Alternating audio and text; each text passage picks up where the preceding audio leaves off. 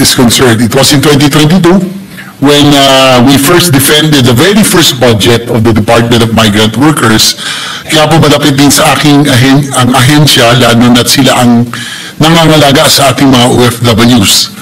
During the budget hearing last October 6, we were able to discuss the Action Fund and the direction the DMW envision, sama na ang pag-hire ng mga mas maraming mga abogado and legal professionals. Mabuti rin that we are improving awareness on OFW protection and improving accessibility through conventions and improved grievance mechanisms.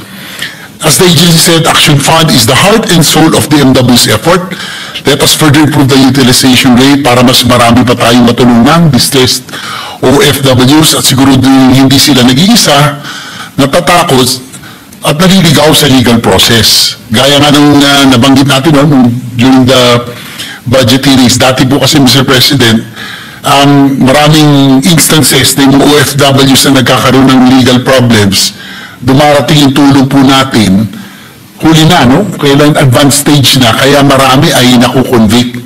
But I'm very happy to note that based on the report of the DMW, malaki na po ang improvement that on the onset, sa simula pa lang, nandun na, no? Ang ating mga legal assistance sa simula ng kaso, kaya malaki ang tsansa na ang ating mga OFWs ay mapawalang sala, no? O matulungan sa umpisa pa lamang ng kaso. I just have a few questions for the department, Mr. President. Since 2023, the Action Fund has been funded with 1.2 billion, except in 2024, when Congress increased the budget to 1.85 billion. We are also happy to know that this year, the Senate further increased the fund to 2.4 billion.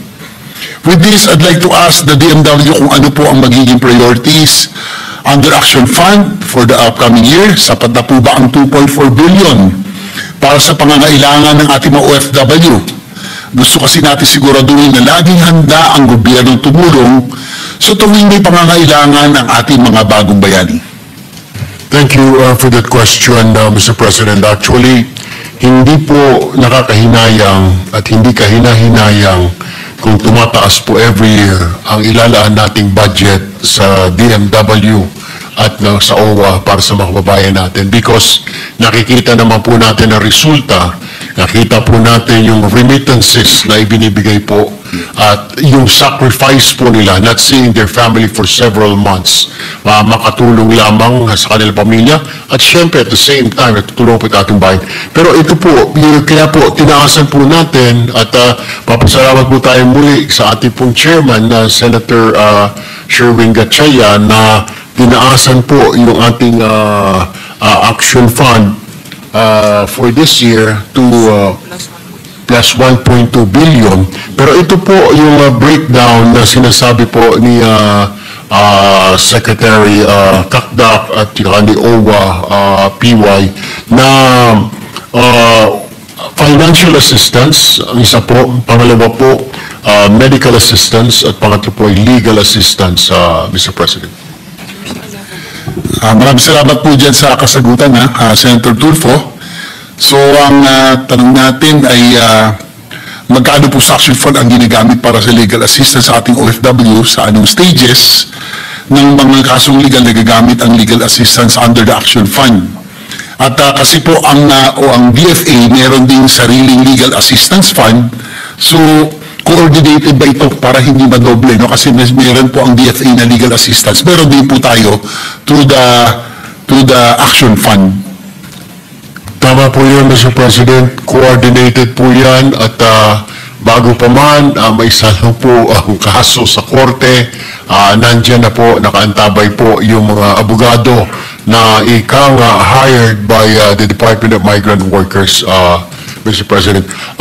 If you can give me a few moments, Mr. President, ito po yung bilang kung magkano po.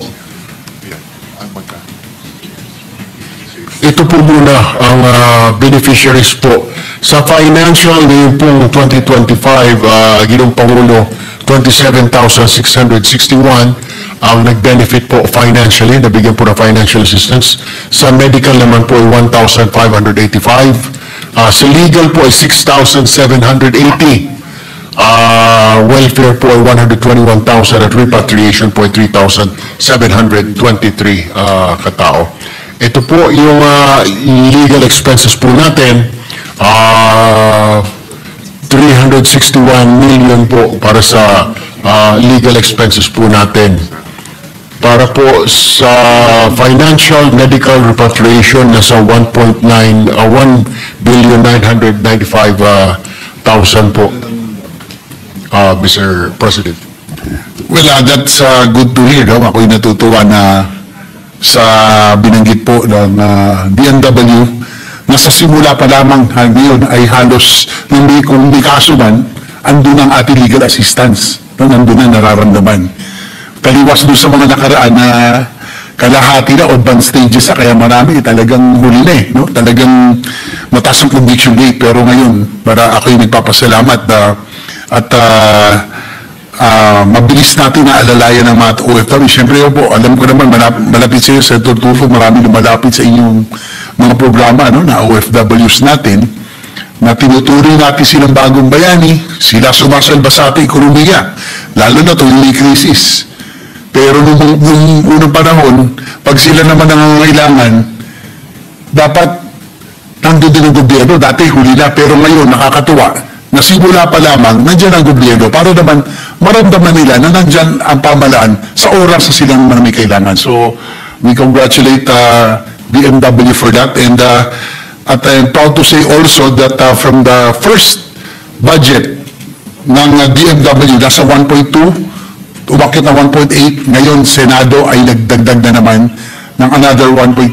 So 2.4 billion, yung pong hiningi ng ating pong DMW from the net budget, tinaas po, binigay po natin sa Senado. So I would say, hindi natin tinatawag itong insertion. This is a good amendment for the benefit of our overseas Filipino workers.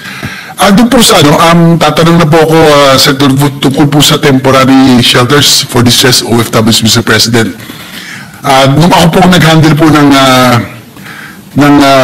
ng budget po ng DMW, ay umikot po ako sa South Korea, sa Singapore, at nakita po namin ang ginawang temporary shelters para sa ating mga distressed OFWs. Kompleto naman po facilities, pero malilit lang po ang inyong spaces kasi sa totoo lang, bihira po nagkakaroon ng distressed OFWs sa South Korea. No? And South Korea I'm very happy that they really take care of our workers. Ito yung mga host country na talagang inaalagaan ang ating mga OFWs. And I'm proud to say that during the 90s, when I was still an entrepreneur, a businessman, kami po yung isa sa mga nagsimula na nagpadala po ng ating po OFWs, no? With the coordination with the Korea Federation of Small Business. And I'm happy to note that Korea has been one of the hosts that really takes care of our OFWs. Kaya lang hindi po lahat ng bansa ay katulad ng South Korea. May mga OFW na pa rin tayo na hindi nakikita ng swerte sa ibang bansa. Kaya kinakailangan natin tulungan, kailangan ng tulong ng ating gobyerno. Ang tanong ko na po, ilan na po ba ang ating mga temporary shelters for distressed OFW o bahay kalinga? At anong mga bansa ang mga merong temporary shelters? Maraming salamat po, Ginoong Pangulo, sa katanungan na yan. Sa Asia and the Pacific region po, sa bansang Hong Kong, South Korea, Malaysia, Brunei, Singapore at Taipei, meron po tayong 6 na Migrant Workers Resource Center po, ang tawag na po ng MW dyan, yung ating mga shelter resource centers po. Sa Asia Pacific region po, meron po 16 na occupants po sa iba't ibang shelters po. Pagdating po sa US at Europe po, or Americas at Europe, sa Greece, London, and Milan, 3 po, bawat bansa po may tig-isa. Ang occupants po ay 3 rin. Sa Middle East at Africa, ang pinakamarami, Riyadh 3, Jeddah 2, Al-Khobar, Kuwait, Abu Dhabi, Dubai, Bahrain, Oman, Qatar, Jordan, Lebanon, Morocco at Israel, meron pong 16. At ang occupants po nito ay 756 po na persons dito po sa iba't ibang mga shelter na ito. Kung nanaisin po ninyo, maaari ko pa rin po ibigay ang breakdown kung ilang katao po sa Middle East ang naninirahan po at tumutuloy ngayon sa ating mga shelters. That would be just a submit siguro in writing, no? That's a We will submit, Mr. President. Meron po tayong budget allocation for 2026 para sa establishment or improvement of our existing temporary shelters sa bansa na marami tayong distressed OFWs?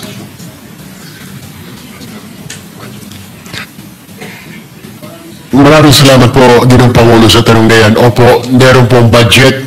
As a matter of fact, meron pong plano pa ang DMW na magtatag pa ng mga shelters sa iba't ibang bansa. Natanong ko po sila kanina kung ano po ang mga parameters, ano po ang reasons kung bakit magtatayo. Tulad po, kunwari sa mga bansa po, lalo po sa Middle East, pag nagkaanak po yung mga OFWs natin, para maisama nila yung kanilang mga anak. At doon po sa Hong Kong, yung nawawalan po ng trabaho, doon po muna naninirahan, Mr. At meron din po tayong mga male shelters, Mr. President. Kasi po, kaya ko na itanong ay kung wala po o kulang, baka magandang, kung kinakailangan, ay dagdagan din ng Senado ang pondo para sa temporary shelters, no? Dahil gusto naman natin yung maganda rin ang kanilang kondisyon sa mga temporary shelters dito, no? Especially sa Hong Kong at sa iba pang lugar na medyo may mga numero, lalo sa Middle East, na medyo maraming bilang ng distressed OFWs. Kung kinakailangan na po ay I will support, no, whatever the recommendation of Your Honor. May bilang na po, Mr. President, pahabol ko na lamang po. Ang total po niyan ay 817,035,030.61 pesos po para sa refurbishment at dagdag ng mga shelters po sa mga darating actually in the coming months, Mr. President. Maraming salamat dyan, no? At thank you also sa DMW sa kanilang pagsasaayos. At nakita ko naman po, personally, in my own eyes na maayos naman yung mga temporary shelters, no? Of course, magaganda yung Singapore and Korea, medyo maganda. Mas magaganda kasi compared to others. So, kung kinakailangan tulungan yung iba pang mga areas na hindi kasing ayos na host, no? Ay magsabi na po, and then we will support. Lastly, Mr. President, I came across a study that revealed the prevalence of mental health issues among overseas Filipino workers. It was found that there are different levels of mental disorders manifested among them, including anxiety disorder, depressive disorder, schizophrenia, bipolar, paranoia, panic attacks, fear, and distress. Since the Action Fund covers legal, medical, financial, and other assistance for OFWs, baka pwede na rin po natin ma-extend ito at isama ang mental health interventions under sa Action Fund ng DMW. Dahil alam niyo po, napakahirap din ang nasa ibang bansa ka mag-isa. So yung prevalence o ng yung potential ng pagkakaroon ng mental health problems ay very possible. So is this possible? Are there interventions DMW regarding this issue sa mental health issues? Actually, Mr. President, salamat po sa katanungan na yan. Pero binubulong po sa akin ni Secretary Kakdak at ni Admin PY. Ongoing na po yan sa ating mga shelters. Meron po sila mga psychosocial, meron po tayong mga psychiatrists, meron po tayong mga social workers who attends to that problem, distress, at iba pa pong mental problems. Tinutulungan na po ng natulungan po this year pa lamang po from January to October ay 22,000 na po 856 number of psychosocial counseling sessions na ibinigay po ng DMW at OWA, Mr. President. Well, that's good to hear that DMW is taking mental health issues of our OFWs. Importantly kasi talagang mental issue is really a clear and present danger among everybody. No, lalo na in this age of social media, lalo na sa mga OFW dahil vulnerable, dahil nag-iisa, minsan malungkot. So aside from sana po lang, ang request sa DMW, kahit po yung mga wala sa temporary shelters, ay dapat mag-offer din tayo ng mental health interventions. No? Meron na rin po, Mr. President, actually, meron po silang hotline, meron po sila sa Viber at WhatsApp. ito po yung mga numero kung